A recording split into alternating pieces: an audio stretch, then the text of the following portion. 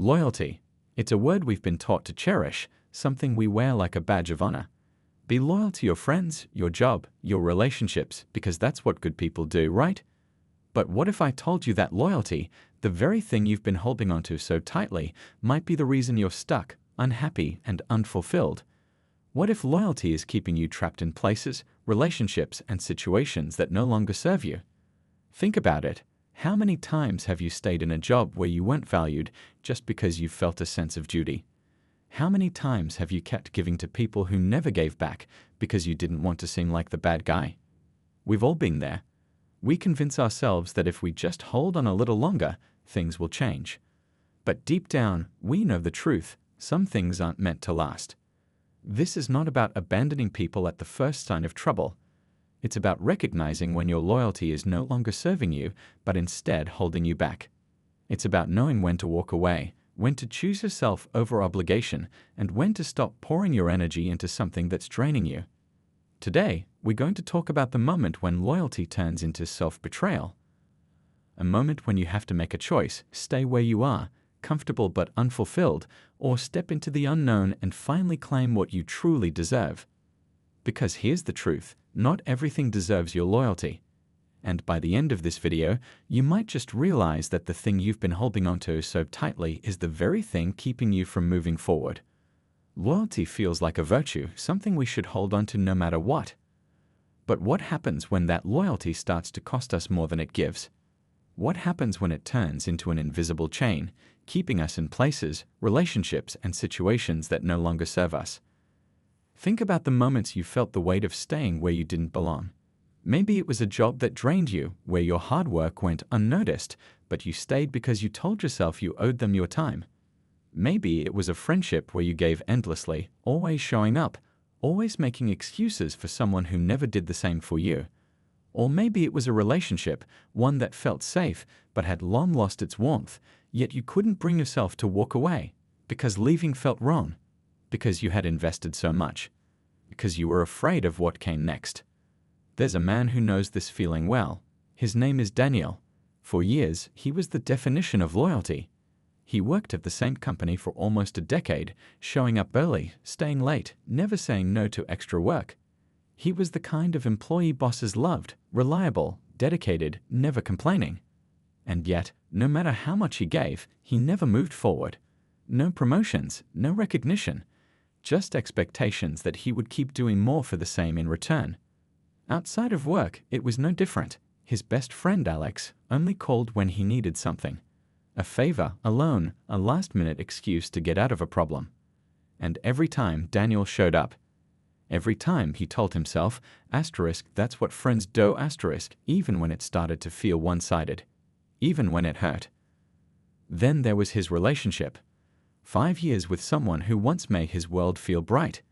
But over time, the spark faded. Conversations became predictable, affection turned into routine, and love felt more like obligation. Still, he stayed. Because walking away felt like failure. Because he thought love meant never giving up, even when it was no longer there. But the thing about ignoring your own needs for too long is that eventually it catches up with you. One night, Daniel sat alone in his apartment, staring at his phone. No messages, no missed calls, just silence. He had spent years being the one who always reached out, always made the effort. But what happened when he stopped? Did anyone notice? A memory surfaced from years ago, his grandfather's words, spoken over a cup of coffee on a quiet Sunday morning. Loyalty is only a virtue when it's given to the right people, the right things. Otherwise, it's just a slow form of self-destruction. Back then, Daniel had brushed it off. But now, it hit him like a cold wave. He had spent years giving his loyalty freely, believing it was the right thing to do. But what if it wasn't? What if he had been loyal to the wrong things all along? The next morning, something shifted. He walked into work, the same office, the same routine. But this time, he saw it differently. He saw how people expected him to say yes without hesitation. He saw how his boss barely acknowledged him, yet relied on him the most. He saw how replaceable he was, despite the years he had given. At lunch, his phone buzzed. Alex. Another favor, another request, another time he needed something. And for the first time, Daniel didn't respond.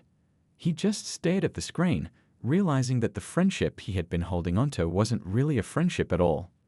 That evening, as he sat across from his girlfriend at dinner, he saw the distance between them clearer than ever. The way they went through the motions. The way the silence stretched longer than it used to. He wanted to ask, are we happy? But he already knew the answer. Something had to change. Loyalty is a beautiful thing, but only when it's earned. Only when it's mutual. Only when it lifts you up instead of holding you down. But breaking free from misplaced loyalty isn't easy. It means facing uncomfortable truths. It means letting go of things you once thought you couldn't live without. It means stepping into the unknown, unsure of what comes next. Daniel didn't have all the answers. He didn't know what his next step would be. But for the first time in a long time, he knew one thing for sure. Staying where he was, staying loyal to people who wouldn't do the same for him, that wasn't an option anymore. Because sometimes the hardest lesson in life is realizing that not everything and everyone deserves your loyalty. Daniel sat in his car outside the office, his hands gripping the steering wheel. The same parking lot he had pulled into for nearly 10 years, the same fluorescent lights buzzing above. But today, something felt different. The thought of walking through those glass doors, of sitting in that chair and pretending everything was fine, made his chest tighten. It wasn't just the job, it was the weight of everything. The years of giving, waiting, hoping. But for what? He took a deep breath and stepped out. The office was already bustling. People walked past him, nodding absently, caught up in their own routines.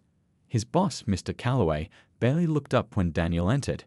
Just slid another stack of papers toward him, expecting he would handle it. Daniel stared at the papers, reports, deadlines, extra work that wasn't even his responsibility. He had been doing this for years, picking up the slack, staying late when no one else would. But now, as he stood there, he realized something. He had mistaken being needed for being valued. Something inside him snapped. Instead of reaching for the papers, he looked up. "I can't stay late tonight," he said, his voice steady. Mr. Calloway blinked, clearly caught off guard. "What?" "I have plans," Daniel said. It wasn't a lie.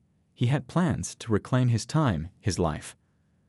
The older man frowned, glancing at the workload. "We need this done by morning." Daniel held his gaze. "Then maybe we need more people." A silence stretched between them. Daniel could see it now, how easily they had taken him for granted. How quickly his dedication had turned into expectation. Without another word, he turned and walked away, leaving his boss staring after him. At lunch, he pulled out his phone. Alex had called twice, sent a text. "Hey man, can you cover for me? Just tell them I was with you last night. Another lie, another favor." Daniel's fingers hovered over the keyboard. For years, he had been Alex's safety net. The one who bailed him out, made excuses, held things together. He put the phone down, no response. That evening, he met Lisa for dinner. The same quiet cafe they had gone to for years, the same seats by the window. But something about tonight felt different. The conversation was forced, the silence is heavier. They talked about work, about small things, but not about them. Halfway through the meal, Lisa sighed, setting down her fork. "You seem distant." Daniel hesitated. He could lie. He could brush it off. But wasn't that the problem? Pretending things were fine when they weren't? "I've been thinking," he said carefully. "About us. About everything." Lisa tensed. "What do you mean?" He searched for the right words. "Do you ever feel like we're just going through the motions?" A flicker of something crossed her face. Fear? Sadness? Maybe relief? "Sometimes," she admitted. "But isn't that normal? Relationships change." "They do," he agreed. "But should they feel like this?" She didn't answer right away. Instead, she stayed at her hands, tracing the rim of her glass. The silence between them was different now. Not just uncomfortable, but heavy with something unspoken. "I don't know," she said finally. "But I don't want to pretend everything's fine if it's not." Neither did he. That night, Daniel lay awake in bed, staring at the ceiling. The cracks were everywhere now. In his job, in his friendships, in his relationship. They had always been there. He had just been too loyal, too afraid to see them. A part of him wondered if he was making a mistake. If walking away from these things would leave him with nothing. But another part of him, the part that had been ignored for too long, whispered something different. Maybe this wasn't the end. Maybe it was just the beginning. The days that followed felt strange. Like standing on the edge of something unknown, the ground shifting beneath Daniel's feet. Every decision he had made recently, saying no to his boss, ignoring Alex's messages, confronting Lisa, had cracked open the life he had spent years maintaining. And now, everything felt raw, uncertain. At work, there was a shift. Mr. Calloway didn't look at him the same way anymore. There was no acknowledgement, no appreciation, just a cold distance, as if Daniel had become an inconvenience.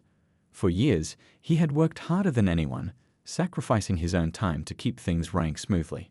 Now, the moment he set boundaries, it was clear he was never valued, just used. Then came Alex. 3 days had passed since Daniel last replied. No excuses, no covering, no pretending. When his phone finally rang, he hesitated before answering. "Wow." Alex's voice came through, edged with sarcasm. "You finally pick up." Daniel exhaled. "I've been busy." "Too busy for your best friend?" Alex scoffed. "What's going on with you?" Daniel hesitated. He had spent years playing his role, being the friend who was always there, who never said no. But something inside him had changed. "I'm just done, man," he finally said. "Done always showing up when you don't do the same. Done cleaning up your messes while you never ask how I'm doing." Silence. He could almost hear Alex processing his words. But instead of understanding, there was laughter, cold, dismissive. "So, what? You're too good for me now?" Alex said. "You think you're better than us?" Daniel's jaw tightened. "That's not what I said." "Whatever, man." Alex's tone was sharp. "I don't even know who you are anymore." And just like that, the call ended. No apologies, no reflection, just proof of what Daniel had suspected all along. But the hardest moment was yet to come. That night he sat across from Lisa again, but this time the weight between them was unbearable. The conversation was short, forced. There were no more excuses left to make. She was the first to speak. "I can feel you pulling away." Daniel looked at her, really looked at her. The woman he had spent 5 years with, the person he once thought he would build a life with. He had held on for so long, convincing himself that staying meant love. That loyalty meant never leaving. But love wasn't supposed to feel like this, like obligation, like a quiet sadness that neither of them wanted to name. "I think we both know where this is going," he said, his voice barely above a whisper. Lisa blinked rapidly, as if trying to push back emotions she wasn't ready to face. "So, that's it?" "I don't want to pretend anymore," he admitted. "And I don't think you do either." Her lips parted, but no words came. Instead, she nodded, her fingers tightening around her glass before finally letting go. The silence between them was louder than anything they could have said. As Daniel walked home that night, the city lights flickering around him, a strange feeling settled in his chest. The fear was still there, the fear of letting go, of losing the things he had once held so close. But beneath it, there was something else. A quiet, undeniable sense of freedom.